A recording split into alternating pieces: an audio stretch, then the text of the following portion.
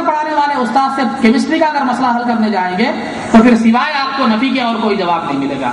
اگر کوئی ایک جو ہے نا کیمسٹری پڑھانے والے سے آپ جو ہے نا اردو ادب کے قواعد پوچھنے جائیں گے تو جو ہے نا وہ آپ کو نہیں بتا سکے گا. تو جس فن کا جو آدمی ہے اس کے لیے جو ہے نا اس آدمی سے, اس فن کے آدمی سے پوچھا جائے تو صحیح طور پر اس کی معلومات ہوتی ہیں. اسی وجہ سے کہا گیا لکل مقام مقال ولکل فن رجال, کہ ہر مقام کے لیے ایک بات ہوتی ہے اور ہر فن کے لیے چند آدمی ہوتے ہیں. تو آئیے جب یہ قرآن کا معاملہ ہے تو قرآن کی تفسیر کے سب میں اعلیٰ درجے کے جو مفسر ہیں, قرآن کی تفسیر کے جو سب میں زیادہ اس کے معلومات رکھنے والے ہیں, جن کو جو ہے نا دنیا کے کسی استاد نے مفسر نہیں بنایا بلکہ خود سرکار دو عالم صلی اللہ علیہ وسلم نے جن کو مفسر بنایا, آج ان کی بات سنتے چلے. جی میری مراد حضرت عبداللہ ابن عباس رضی اللہ تعالیٰ عنہما ہے. یہ مفسر کیسے بنے؟ اللہ رب العزت نے کائنات کے سب میں پہلے مفسر جو ہیں وہ سرکار دو عالم صلی اللہ علیہ وسلم ہیں, اور ان کو مفسر بنانے والی ذات اللہ رب العزت کی ذات ہے. کیونکہ اللہ تعالیٰ فرماتا ہے وَأَنزَلْنَا إِلَيْكَ الذِّكْرَ لِتُبَيِّنَ لِلنَّاسِ, کہ ہم نے آپ پر قرآن کو نازل کیا تاکہ آپ اس کی تفسیر لوگوں کے سامنے کریں.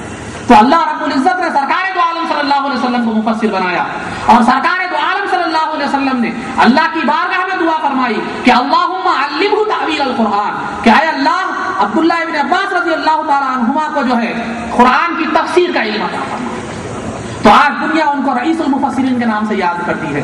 تو وہ عبداللہ ابن عباس رضی اللہ تعالیٰ عنہ فرماتے, ان سے پوچھے کہ آئیے قرآن میں جو اولو الامر کہا گیا ہے, اطیعوا اللہ تو سمجھ میں آ گیا, اللہ کی اطاعت تو سمجھ میں آ گئی, اللہ کے رسول صلی اللہ علیہ وسلم کی اطاعت تو سمجھ میں آ گئی, لیکن اولو الامر سے کیا مراد ہے؟ تو جو ہے نا وہ فرماتے ہیں کہ عبداللہ ابن عباس رضی اللہ تعالیٰ عنہ فرماتے ہیں کہ یہاں سے جو ہے نا مجتہدین صالحین مراد ہے, کہ اولو الامر سے مراد مجتہدین مراد ہے.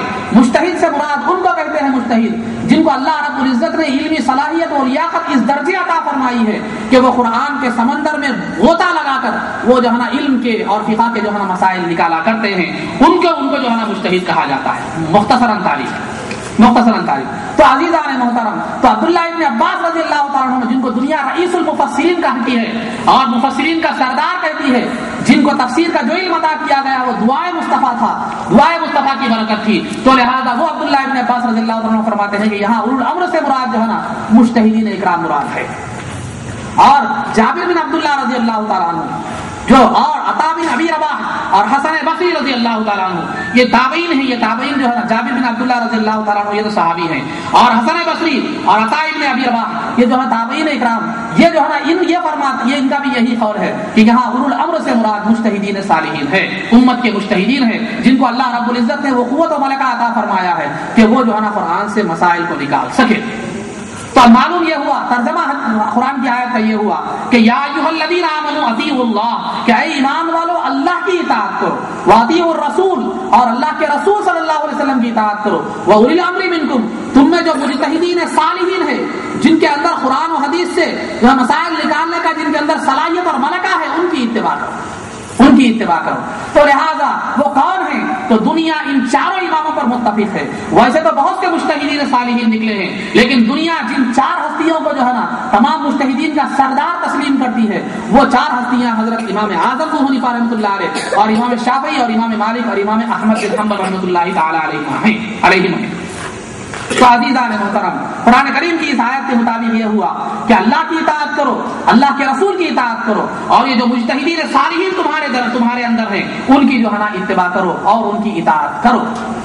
تو یہ قرآن کریم کی آیت سے یہ بات واضح معلوم ہو گئی کہ جو ہے نا تقلید جو ہے نا ائمہ اکرام کی تقلید اور مجتہدین اکرام کی تقلید جو ہے نا یہ بالکل قرآن کریم سے ثابت ہے. ایسی بہت سی آیتیں ہیں, لیکن ایک دو آیتیں میں رکھتے ہوئے جو ہے نا اپنی گفتگو کو سمیٹ لیتا ہوں, کیونکہ مہمان مقررین اور علماء اکرام سے آپ کو سماعت فرمانا ہے. تو عزیزان محترم, قرآن کریم کی اس آیت سے ائمہ اکرام کی اتباع کرنا اور ان کی اطاعت کرنا اور جو ہے نا ان کو جو ہے نا ان کی تقلید کرنے کا ثبوت ملتا ہے. اب قرآن تو یہ کہتا ہے, صحابہ اکرام کی تفسیریں تو یہ کہتے ہیں, تابعین کی تفسیریں تو یہ کہتی ہیں کہ مجتہدین صالحین کی اطاعت اور اتباع اور تقلید کرو. پھر آج کا ایک مسلمان کہتا ہے کہ یہ تقلید شرک ہے, یہ بدعت ہے, یہ فلاں ہے, یہ فلاں ہے. تو اب دیکھنے کی ضرورت یہ ہے کہ مزاج خدا, مزاج رسول, مزاج صحابہ سے کیا اس کا مزاج موافقت رکھتا ہے یا مخالفت رکھتا ہے, موافقت رکھتا ہے یا مخالفت رکھتا ہے. یہاں اپنے محاسبے کی ضرورت ہے, اپنا حساب لینے کی ضرورت ہے. ایک طرف تو اللہ رب العزت علی اعلان کہہ رہا ہے اطاعت خداوندی, اطاعت رسول اور اطاعت ائمہ ائمہ و مجتہدین جو ہے نا یہ تم پر ضروری ہے، اس کی اطاعت کرو، ایمان والوں کو کہہ رہا ہے. لیکن آج کا وہی جو ہے نا مسلمان کہتا ہے کہ یہ سب اطاعت شرک ہے، یہ تقلید شرک ہے، جو ہے نا یہ وہ ہے، بدعت ہے، فلاں ہے فلاں ہے فلاں ہے. یہاں ایک بات. اور دوسری بات، یہ دعویٰ کیا جاتا ہے کہ جو ہے نا ہمارے لیے قرآن کافی ہے، ہمارے لیے حدیث کافی ہے، کیونکہ ولا رطب ولا یابس الا فی کتاب مبین، کہ ہر معمولی سے معمولی چیز کا تذکرہ قرآن کریم میں موجود ہے، اور سرکار دو عالم صلی اللہ علیہ وسلم کی احادیث مبارکہ ہمارے اندر موجود ہے. تو پھر اب کسی امام کی کیا ضرورت، کسی امام کی اتباع کی کیا ضرورت؟ قرآن ہمارے سامنے ہے، حدیث ہمارے سامنے ہے، حدیث ہمارے سامنے ہے. قرآن کو پڑھ لیں، حدیث کو پڑھ لیں تو ہمیں بات معلوم ہو جائے گی. ہماری زندگی کے مسائل کا حل قرآن میں ہے، حدیث میں ہے. تو پھر اب اس کی کیا ضرورت ہے کہ کسی امام کی تقلید کی جائے، کسی امام کی اتباع کی جائے، کسی امام کی پیروی کی جائے؟ اس کی ضرورت نہیں ہے. بس قرآن ہمارے لیے کافی ہے، حدیث ہمارے لیے کافی ہے. تو عزیزان محترم، اگر قرآن ہمارے لیے کافی ہوتا، حدیث ہمارے لیے کافی ہوتی، تو اللہ رب العزت سورہ فاتحہ میں یوں کیوں فرماتا کہ اہدنا الصراط المستقیم صراط الذین انعمت علیہم. اے لوگوں، اللہ کی بارگاہ میں دعا کرو. دعا کیا کرتے ہو؟ کہ یہ دعا کرو کہ پروردگارا مجھے سیدھا راستہ دکھلا، مجھے سیدھا راستہ دکھلا. اسی سیدھے راستے کی تشریح کرتے ہوئے اللہ رب العزت فرما رہا ہے صراط الذین انعمت علیہم، سیدھا راستہ جس پر چل کر تم میری بارگاہ تک پہنچ سکو گے. وہ سیدھا راستہ قرآن کا راستہ نہیں، حدیث کا راستہ نہیں فرمایا اللہ تعالیٰ نے. قرآن کا راستے پر چلو تو تمہیں سیدھا راستہ نصیب ہوگا، حدیث کے راستے پر چلو تو سیدھا راستہ تمہیں نصیب ہوگا. یہ اللہ رب العزت نے نہیں فرمایا، بلکہ فرمایا صراط الذین انعمت علیہم. دیکھو ان لوگوں کا راستہ سیدھا راستہ ہے جن کو اللہ رب العزت نے انعام سے نوازا ہے. انعام انہی کو دیا جاتا ہے جو لوگ کامیاب ہوتے ہیں. انعام ناکام لوگوں کو نہیں دیا جاتا، انعام بیکار لوگوں کو نہیں دیا جاتا. انعام ان لوگوں کو دیا جاتا ہے جو اپنے مقصد میں کامیاب ہوتے ہیں، جو راہ راست پر ہوتے ہیں، جن کا راستہ صحیح ہوتا ہے، جن کا طریقہ صحیح ہوتا ہے. تو اللہ کے انعام یافتہ بندے کون ہیں؟ قرآن کریم میں دوسرے مقام پر فرمایا گیا فَأُولَٰئِكَ مَعَ الَّذِينَ أَنْعَمَ اللَّهُ عَلَيْهِم مِّنَ النَّبِيِّينَ وَالصِّدِّيقِينَ وَالشُّهَدَاءِ وَالصَّالِحِينَ. تو جو ہے نا قرآن میں بتلایا گیا کہ انعام یافتہ گروہ کتنے ہیں. وہ 4 ہیں. ایک تو انبیاء کا گروہ ہے جس کا سلسلہ اب ختم ہو چکا ہے، دوسرا صدیقین کا گروہ ہے، تیسرا شہداء کا گروہ ہے، اور چوتھا صالحین کا گروہ ہے.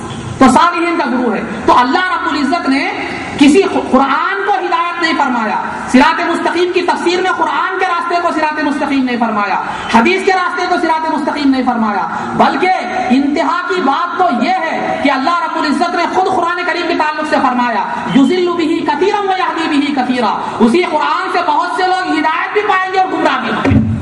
جب قرآن ہدایت ہے تو پھر گمراہی کا سوال کیسے ہے؟ اور حضرت امام بخاری رحمۃ اللہ علیہ الادب المفرد میں فرماتے ہیں الاحادیث مضلۃ الا للفقیہ، کہ احادیث جو ہے نا گمراہ کر دیں گی. ہر عام آدمی اگر حدیث کو پڑھ کر سمجھنے کی کوشش کرے گا تو وہ حدیثیں اس کو ہدایت کا سامان فراہم نہیں کریں گی، اس کو گمراہ کر دے گی. ہاں اللہ رب العزت نے جس کو حدیث کی سمجھ عطا فرمائی ہے اگر وہ پڑھ لے تو اس سے ہدایت پائے گا. تو قرآن بھی ہر کس و ناقص کے پڑھنے والے کو ہدایت کی ضمانت نہیں دے رہا ہے. قرآن کہہ رہا ہے کہ یضل بہ کثیرا ویہدی بہ کثیرا. اسی قرآن سے لوگ گمراہ بھی ہوں گے، ہدایت بھی پائیں گے. امیر المؤمنین فی الحدیث امام بخاری جن کا دم بھرا جاتا ہے، بار بار پر جن کے نام لینے کے لیے زبان نہیں تھکتی، وہی امام بخاری رحمۃ اللہ علیہ فرما رہے ہیں کہ دیکھو حدیث کے مطالعے سے ہدایت پانے والوں کے لیے ان کا جو ہے نا قول در سے عبرت ہے کہ دیکھو حدیث سے ہدایت پانے کی بات کرتے ہو تو دیکھو حدیث ہر ایک کو ہدایت نہیں دے سکتی، بلکہ اللہ نے جس کو دین کی سمجھ عطا فرمائی ہے اگر وہ احادیث مصطفیٰ پڑھے گا تو اس کے فیضان سے بہرور ہوگا. اگر جس کو اللہ نے وہ فقاہت و سمجھ عطا نہیں فرمائی تو پھر اگر وہ پڑھے گا تو پھر سوائے گمراہی کے اور کوئی نہیں ہے. فرما رہے ہیں الاحادیث مضلۃ، کہ احادیث گمراہ کرنے والی ہے. اب فیصلہ کرنے کی بات ہے. آج جو لوگ حدیث کا دعویٰ کرتے ہیں، حدیث کو سمجھنے کا دعویٰ کرتے ہیں، حدیث کو جو ہے نا کے اوپر عمل کرنے کا دعویٰ کرتے ہیں، ائمہ اکرام سے بے نیازی کی باتیں کرتے ہیں، تو ذرا ہم یہ دیکھیں یا وہ خود بھی اپنی شخصیت کو کھنگال کر دیکھیں تو کیا ان کو اللہ نے دین کی سمجھ عطا فرمائی ہے؟ کیا ان کے اندر دین کی سمجھ کا مادہ ہے؟ قرآن و حدیث کو سمجھنے کی صلاحیت ہے؟ ارے قرآن و حدیث کو سمجھنے کی صلاحیت تو دور کی بات، ان میں سے کئی کا معاملہ تو ایسا ہے اگر پڑھا کر قرآن ناظرہ پڑھایا جائے تو تجوید کی غلطیاں نکلیں گی. تو قرآن کی تفسیر معنی مطالب تو دور کی بات، اگر قرآن کا ناظرہ اگر پڑھایا جائے تو تجوید کے ساتھ ناظرہ پڑھنے پڑھنے کی صلاحیت نہیں ہے. احادیث کا ترجمہ اگر کر تو کہ عبارت اگر پڑھائی جائے تو عبارت پڑھنے کی صلاحیت نہیں